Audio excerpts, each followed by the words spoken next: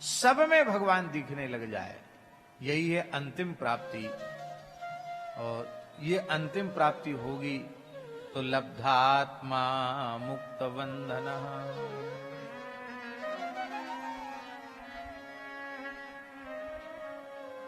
और ये हो जाती है, इस कठिनाई नहीं है इसमें, हो जाती है इसमें। सब में भगवान दिखने लग जाते हैं, सब में भगवान दिखने। हमने देखा पूज्य सदगुरुदेव श्री भक्तमाली जी महाराज अत्यंत निकट रहकर देखा, किसी भी प्राणी में गुण दोष उन्हें दिखता ही नहीं था। वे समस्त प्राणियों में भगवान का दर्शन करते थे, समस्त प्राणियों में देखा हमने, उनके जीवन को देखा, सभी प्राणियों में भगवत दर्शन।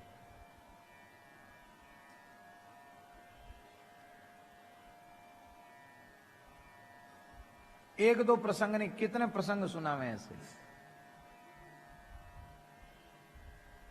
सैकड़ों प्रसंग हैं। एक गांव में थे, स्कूल का एक कमरा था, उसमें रुके थे, बिजली भी नहीं थी। बिजली गांव में कम आती थी, अब तो आने लग गई ज्यादा, उस समय बिजली नहीं आती थी। मच्छर भी हो रहे थे, शाम का समय था, रात थी, बुंदेलखंड क्षेत्र की बात है। एक व्यक्ति पीकर चला आया, नशा पी कर वो घुस गया भीतर कमरे में, तखत पर ही बैठ गया। महाराज जी की चौकी बिछी थी, हम लोग नीचे थे, वहीं बैठ गया।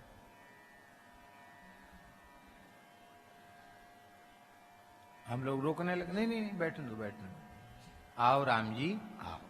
महाराज जी बोले आओ राम जी आओ, विराजो विराजो प्रभु विराजो। कहो गुरु कैसे हो? महाराज जी बोले भगवान आपकी कृपा है। अब वो वृंदावन नहीं बोल पा रहा था, दसे में इतना था, गुरु गोवर्धन से गवाए। महाराज जी बोले गोवर्धन पहले रहते थे, अब वृंदावन से आए। गोवर्धन से आए ना, गोवर्धन? हाँ गोवर्धन से आए। ऐसी थोड़ी देर बतरा था, फिर उठ के चला गया। और ठीक है? हाँ ठीक है, कृपा है आपकी। महाराज जी कैसे गांव में आप आगे बताओ, ऐसे ऐसे लोग हैं। कहते देखो पंडित जी, जब ज्यादा प्रेम होता है तो वहां फिर मर्यादा नहीं रह जाती है। कितना प्रेम है इनको संतों से, आकर एकदम निकट बैठ गए। महाराज उसके मुंह से दुर्गंध आ रही थी, कहा हमको तो नहीं आई, तुमको आ रही थी, नशा पिए हुए था। तो देखो ऐसा है कि कुसंग में पड़कर मनुष्य में अनेक प्रकार के दोष आ जाते हैं। वस्तुतः तो प्रत्येक जीव भगवान का ही अंश है, स्वभावता तो उसमें कोई दोष है ही नहीं। कुसंग से आ गए, ऐसे ही कुसंग से गुण आ जाते, कुसंग से दोष आ जाते हैं। न किसी का दोष है न किसी का गुण है। और तुम कहते हो कि चलो दोष ही है, तो इतनी बार गोवर्धन गोवर्धन उसने कहा, क्या वह पवित्र नहीं हुआ? बोलो ऐसी उदारता और ऐसी दृष्टि कहां मिलेगी? किसी प्राणी में दोष देखा ही नहीं जीवन में। महाराज जी हम क्या बताएं आपको, जो निंदा के योग्य है उसकी निंदा उनकी वाणी से कभी नहीं निकली। देखने में अति सरल, और वैसे ही थे, अति सरल अति सहज।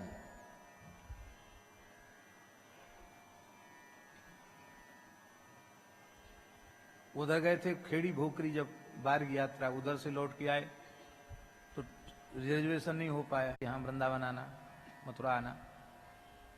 और महाराज जी बोले भीड़ थी डिब्बा में, अपना आसन समेट के कोने में खिसक गए। कहा भैया अकेले नहीं, सब आओ बैठ जाओ। सब बैठ। अब जिन लोगों ने सीट कराई थी, जो साथ वाले थे, वो खड़े रह गए। ऐसा होता तो हम ही बैठ जाते, महाराज जी को लिटाते क्यों? वो लिटे ही नहीं। कहते नहीं भाई, इस पर राम जी की ट्रेन है, सबका अधिकार है, सब बैठो, सब प्रेम से चलो।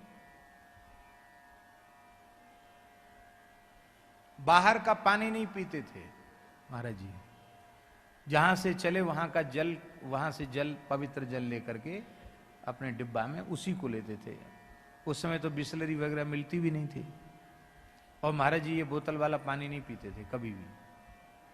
जब चलने लग गया तो भी ये पानी कभी नहीं पिया महाराज जी ने। तो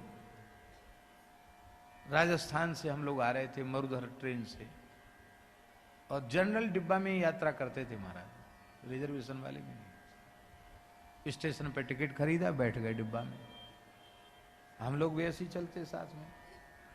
हम तो कई बार कहते कि हमारे साथ वालों ने बड़ी तपस्या, बड़ा पुण्य किया है, इतना बढ़िया गाड़ियों में चलते हैं और उन हवाई जहाज में भी चलते हैं, और हम लोग तो ऐसे ही महाराज जी के साथ ऐसे ही चलते थे, धक्का खाते हुए। महाराज जी के पास तो कोई वाहन, कोई व्यवस्था, सुविधा थी नहीं। तो क्या कह रहे थे? हैं? हाँ, तो एक मुसलमान स्त्री, उसके कई बच्चे थे, कोई पुरुष शायद साथ में नहीं था, और जनरल डिब्बा था तो नीचे ही बैठी थी वो, कई बच्चे थे उसके, और प्यास से व्याकुल थे। बीच में एक जगह गाड़ी खड़ी हुई, मरुधर ट्रेन थी, तो स्टेशन पर भी पानी नहीं था, गर्मी का समय था। महाराज जी ने, उसने कहा भी कि भाई बहुत बच्चे मेरे प्यासे हैं, पर किसी ने पानी नहीं दिया। महाराज जी के कान में जैसी बात पड़ी, महाराज जी ने तत्काल अपना कमंडल ढक्कन खोला और कहा अपना अपना बर्तन लाओ। बर्तन आगे किया, महाराज जी ने पानी, और पिलाते पिलाते पूरा पानी खत्म हो गया। नहीं तो कहते भाई तुम तो आगे स्टेशन पे भी पी सकते हो, हम अपना पानी तुमको क्यों दें। बड़े प्रेम से पूरा पानी पिला दिया, और प्यासे प्यासे हम लोग वहां से, भयंकर गर्मी का समय, और बाहर का पानी पीते नहीं, प्यासे प्यासे वहां से मथुरा स्टेशन तक पहुंचे। ट्रेन भी लेट हो गई। वहां जब उतरे तो हमारी हालत तो ये हो गई कि एकदम तालू चिपक गया, बोलना मुश्किल, इतनी प्यास। महाराज जी में इतना धैर्य था, इतनी तितिक्षा थी, सहनशीलता बहुत भारी थी उनमें। आए जब यहां पहुंचे सुदामा कुटी, तो बोले पंडित जी स्नान करो, संध्या करो, जप करो, फिर कुछ खाने की योग्यता होगी। हमने कहा महाराज जी डोललाल कहां से जाए, पानी तो एक बूंद मुंह में गया नहीं। भूखे प्यासे परेशान। तो कहने लगे तुम्हारी पोथी में निषेध न लिखा हो तो लो शिकंजी बना देते हैं। तो महाराज जी ने शिकंजी बना के दिया, नमक और नींबू और थोड़ा शक्कर डालकर। बोले कोई बात नहीं, ज्यादा प्यासे हो तो ये पी लो, तब स्नान करो, खुद कुछ नहीं लिया। बोले तुम्हें क्या भूख प्यास लगी है? हम बनारस से पैदल चल करके, जब मन में वैराग्य जगा तो बनारस से पैदल चल के विंध्याचल आए, रास्ते में कुछ नहीं लिया। जब विंध्याचल पहुंचे तो बहुत जोर भूख लगी थी, गंगा जी में स्नान किया तो भूख और बढ़ गई। तो वहां गंगा जी के किनारे की मिट्टी खा करके गंगा जी का जल पिया, भूख बुझ गई। तुमको मिट्टी खाने का अवसर तो नहीं आया। ये उनमें भेद नहीं था कि ये म्लेच्छ है, इनको क्या देना। किसी प्राणी में, सब प्राणियों में भगवान का दर्शन करना है। ये वाणी से नहीं, महाराज जी व्यवहार से दिखाई पड़ता है। व्यवहार से ये देखने में आया कि सभी प्राणियों में उनकी भगवत दृष्टि थी। शिष्यों में भी ये शिष्य हैं ये भावना नहीं थी, उनके प्रति भी भगवत भाव था।